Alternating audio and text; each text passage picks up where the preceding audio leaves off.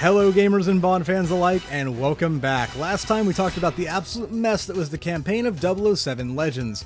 This time around, let's talk about the one redeeming element the game really had going for it. It's multiplayer. Now don't get me wrong, I'm not saying this is on the same level in terms of being unique as something like classic GoldenEye or Nightfire or really most of the EA games, but it is actually pretty decent. Definitely a lot better than GoldenEye Reloaded, which took the very good multiplayer from GoldenEye on the Wii from 2010 and kinda just merged it with Call of Duty in a way that really didn't work very well and overcomplicated things. The Call of Duty influence is still here in 007 Legends since, after all, the game is published by Activision, but this time it's running on a similar framework to Black Ops 2, and to be honest, if you're gonna pick a Call of Duty game to base a James Bond game multiplayer mode on, that's probably a pretty good pick, because, well, Black Ops 2 is just a great starting point for any game's multiplayer. Unfortunately, a lot of the elements that made the pre-Activision era Bond games stand out so much in terms of the multiplayer, like the use of gadgets, aren't really here, but that's more of an issue with the Activision era of Bond in general, with the exception of Bloodstone. Like I said before, the Call of Duty influence here is pretty strong. It really does feel like a teen-rated version of Black Ops 2 or Modern Warfare 3.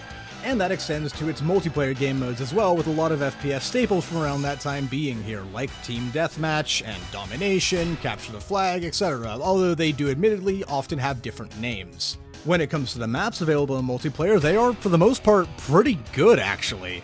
And I'll be honest, this game does something I really like, in part due to its limited production time. Basically all of the maps are directly inspired by levels of the campaign. Not always the exact same rooms or areas, but they do feel like they could have been set in that film that they come from.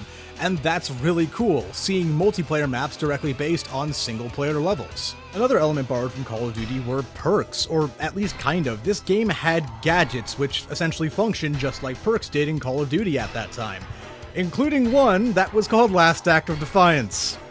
Martyrdom. It was martyrdom again. And it was glorious. One thing the game does, though, that is rather unique is allowing you to use cheat codes in the main menu to unlock items for online multiplayer. One of these being the Moonraker Laser Mark II. It's just as overpowered and fun as you think it is. I don't know, maybe it was because when I was a kid I wasn't really allowed to own M-rated games, and as such, series like Call of Duty and Battlefield were for the most part out of reach for me, but I definitely remember having a lot of fun times playing this game online back on the Wii U. 10-year-old me DNF'd the campaign once I got to License to Kill because it was just that bad. But the online multiplayer for 007 Legends was fun enough to keep me coming back for quite a while afterwards, and to be honest, I wish this game's online servers were still operational to this day.